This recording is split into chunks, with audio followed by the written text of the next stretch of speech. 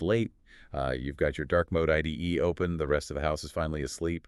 And, the only light in the room is the glow of your monitor. A very familiar setting for anyone listening. Right, exactly. Yeah. And if you accidentally create an infinite loop on your local machine right now, what happens? Your laptop fans spin up, it gets loud, and you just force quit the process. Yeah. It's annoying, but, totally harmless. Yeah, you lose maybe 2 minutes of work. But if you accidentally loop an AI API call in production today, you might literally owe your cloud provider the equivalent of a mortgage down payment by morning. Oh, easily. I mean, that is the new reality we're in. We're operating in this environment where a simple logical error doesn't just eat memory anymore. It directly drains bank accounts at, honestly, a terrifying speed. Which is exactly why we're doing this deep dive tonight. Because as a software engineer, you already know the familiar rhythms of optimization. You look at a block of code and instinctively think about big O notation or shaving off a few milliseconds of latency. Right, or hunting down a memory leak. Exactly. You're used to optimizing for CPU cycles and RAM. Yeah. But we are stepping into an era where those traditional metrics are kind of taking a back seat to a completely new economic primitive. The token. The token. And look, that single primitive is completely rewriting how we architect software. If you don't understand the underlying economics of how a language model processes those tokens, you're flying blind. Yeah. It is quite literally the difference between building a highly sustainable, profitable application and just bankrupting your startup with a runaway cloud bill. So our mission tonight is to open up the ledger. We've got a stack of notes here on tokens per dollar, the economics of LLMs, and we're to trace exactly where the money goes when you build, deploy, or even just, casually ping an AI model. Let's follow the money. Let's do it. Let's start with the sheer scale of getting one of these foundational models off the ground. The data shows that training a frontier large language model costs anywhere from $30 million to well over $100 million just in raw compute. Which is wild. I mean, that means spinning up thousands of specialized GPUs, running them at maximum capacity, and just feeding them petabytes of data for months on end. Right. It's a staggering figure, and it's the one that always dominates the headlines. Yeah, it gives everyone massive sticker shock. You see a headline about a $100 million training run, and your immediate reaction is, well, the game's over. Only 3 mega corporations on Earth can afford to play this game. But that's a misconception, or rather, it's missing the bigger picture. Yeah. Because that's just a one-time fixed cost. It's basically the R&D. The entry fee. Exactly. What the data actually reveals is that the real financial burden, the hidden iceberg that actually sinks companies, is inference. So the ongoing expense of serving the model to users. Yes. That typically eclipses the massive training costs within the very first year of production. Think of it like engineering a custom commercial jet plane. Okay. The training phase is the R&D, the wind tunnel testing, the manufacturing of that very first prototype. It costs an absolute fortune, but inference. Inference is the actual flights. Inference is the jet fuel, the maintenance crew, the pilot salaries for every single flight that plane ever takes. Forever? The upfront CapEx is highly visible, sure, but the ongoing OpEx is relentless. Every single time a user types a query. Every time. Every time your automated system generates a summary in the background, you are burning compute. And this is the reality check for, honestly, 99% of the developers tuning in tonight. The industry media loves to focus on the glamour of model training. Like, who has the biggest cluster? Who is building the next trillion parameter model? Right, the arms race. Exactly. But as an engineer building a product, you are almost never going to touch that part of the process.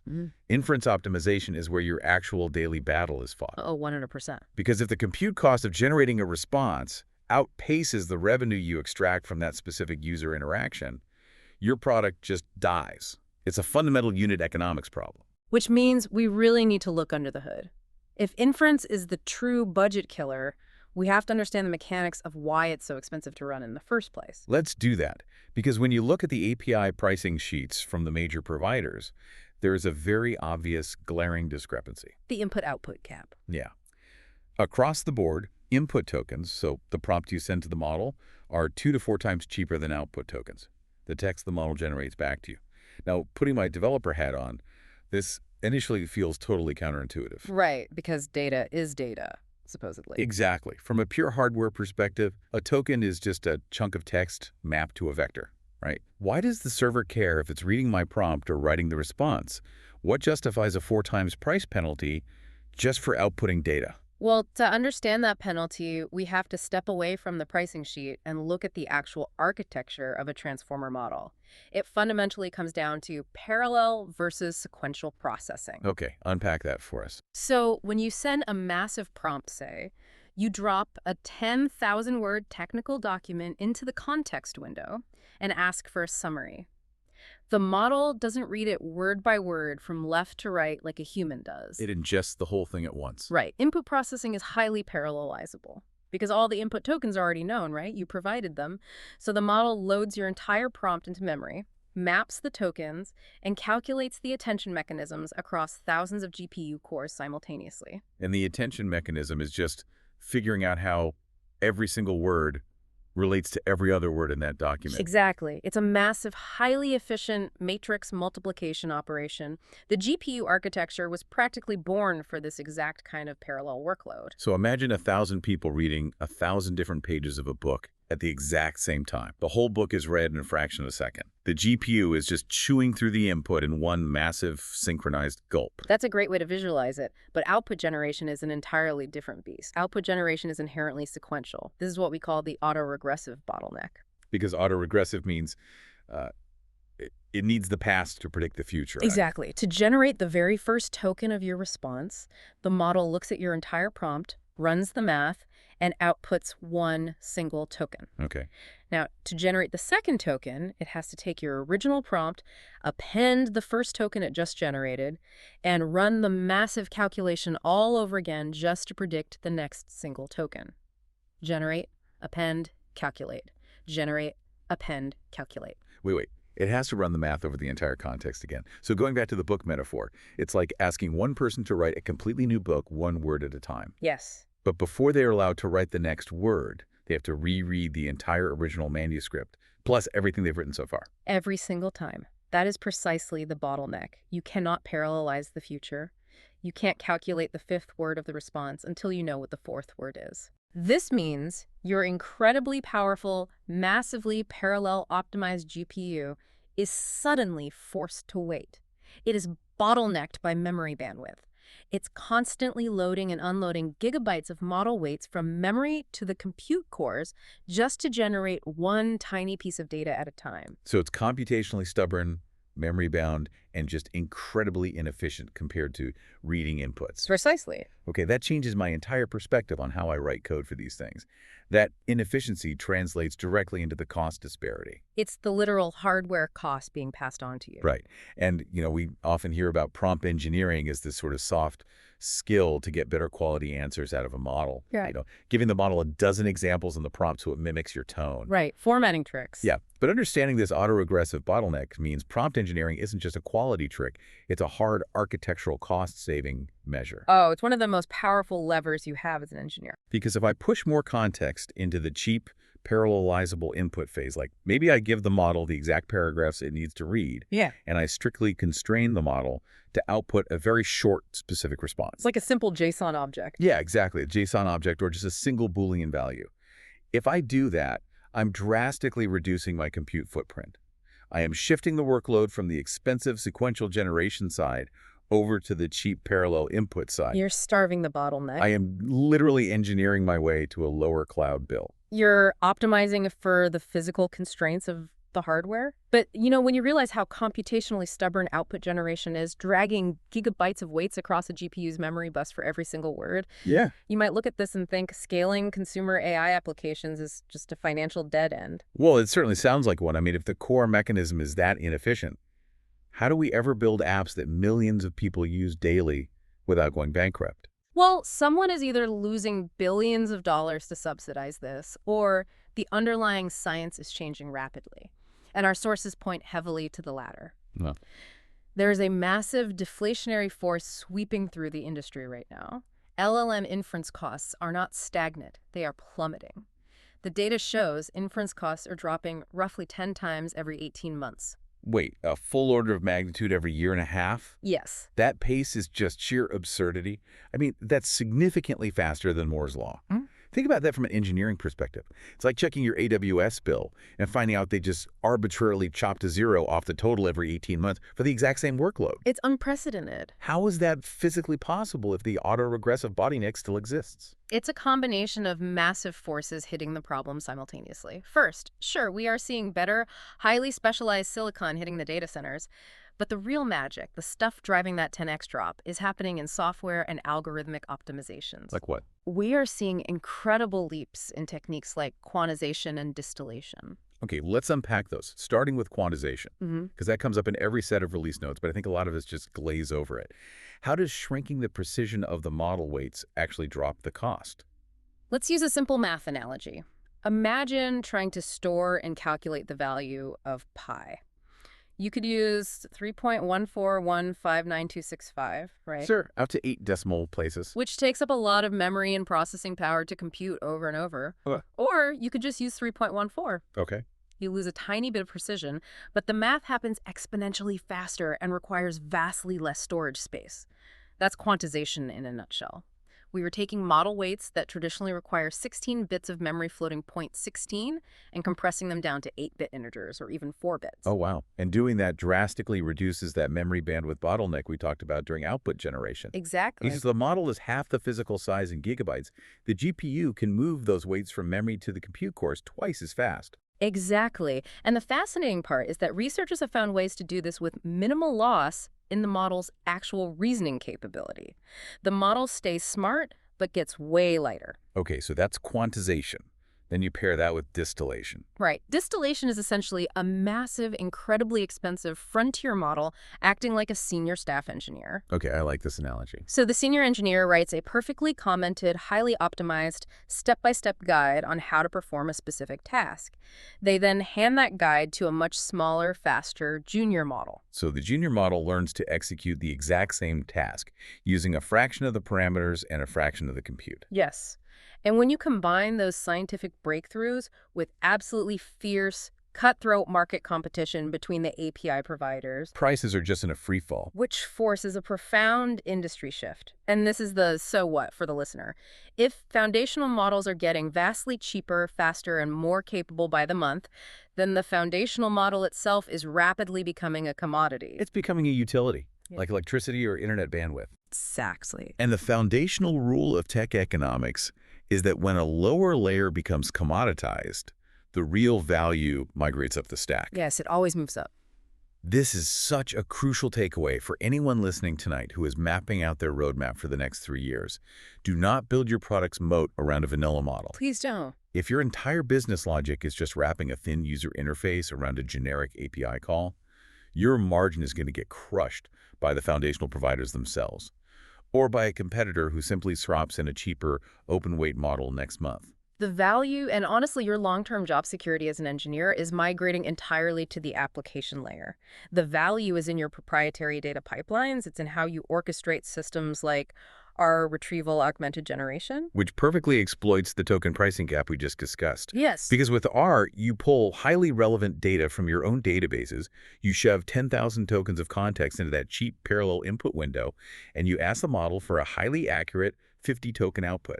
You're leveraging cheap inputs to bypass the need for an expensive custom-trained model.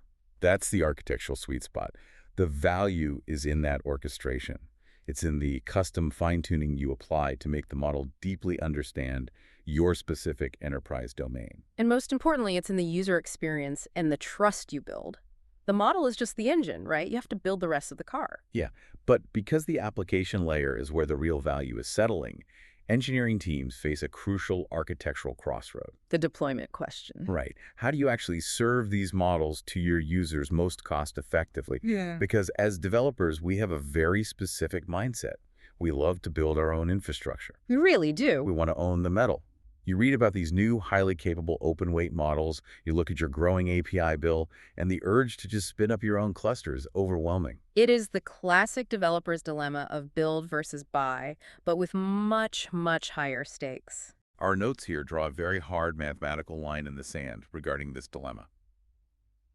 The economics of self-hosting an open-weight model versus using a managed API are heavily dictated by your scale. Heavily. The data shows that if your current API spend is below $10,000 a month, using a managed API is almost always more cost-effective.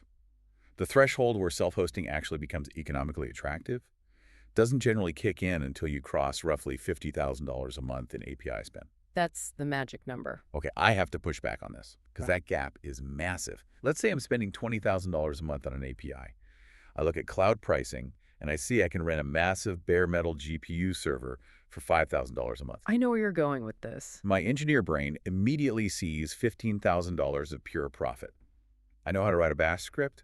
I know how to use Docker. I could deal with some server maintenance for 15 grand a month. Why shouldn't I just build it? Because your engineer brain is ignoring the silent killer of custom infrastructure, which is hidden DevOps costs, the pure hardware rental is just the tip of the iceberg. Okay, but is it really that bad? Yes.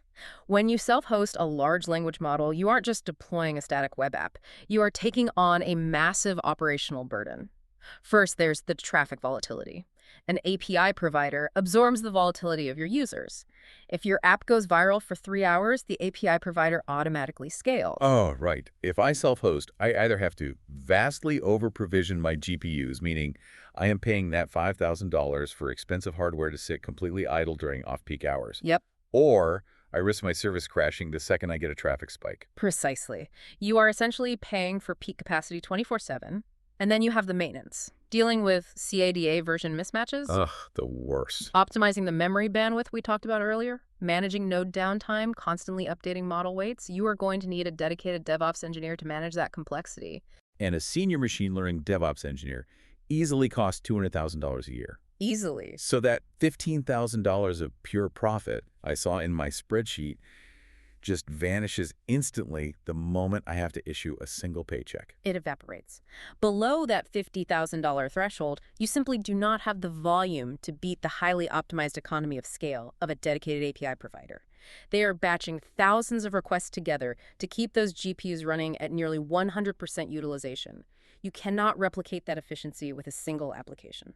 Man, it's a humbling reminder that being a great engineer isn't just about knowing how to write complex code or deploy Kubernetes clusters. No, it's not. It's about knowing where to allocate your technical resources wisely. Let the big API providers burn their venture capital and engineering hours on the brutal reality of GPU DevOps. Let them handle the autoregressive bottleneck at scale. Right. As an engineer, you should ruthlessly exploit their falling prices until your user base is so massive that your own dedicated hardware is demanded by the math, not by your ego. It's an exercise in technical pragmatism. Keep your team small, focused on the application layer, and let the commodity layer fight its own price war. So let's synthesize the journey we've taken tonight through this ledger. We started with the realization that the $100 million training run is just the entry fee, and that the ongoing OpEx is the real financial battleground. I hate my Burke. We looked under the hood at the autoregressive bottleneck, using our book metaphor to understand why generating output token by token is so computationally expensive compared to parallel input processing. And why prompt engineering is a cost-saving tool. Exactly. Then we saw how quantization and distillation are driving an absurd 10x cost reduction every 18 months, which is forcing the real value of AI away from the model itself and up into your proprietary data pipelines and ARGAI architectures. Build the car, not the engine. Right. And finally, we established the pragmatic boundaries of the build versus buy dilemma, basically letting APIs handle the DevOps burden until you hit that $50,000 scale. It paints a very clear, highly rational picture of how to architect for the future. I mean, you can model this in a spreadsheet right now.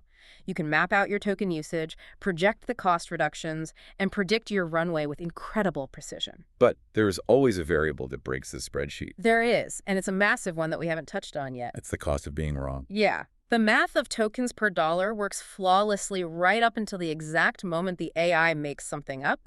We are talking about hallucinations. The system generates a token that is statistically probable, but completely factually false. When an LLM confidently fabricates a legal citation in a brief submitted to a judge, Much has happened. or invents a non-existent medical fact in a healthcare triage application, The resulting economic fallout is catastrophic. You optimized your tokens, you engineered your prompts perfectly, you saved 20% on your cloud bill, Yeah. and then the model hallucinated and cost you your entire company. The liability costs, the potential legal fees, and the absolute destruction of user trust can instantly exceed a lifetime of your carefully optimized inference bills.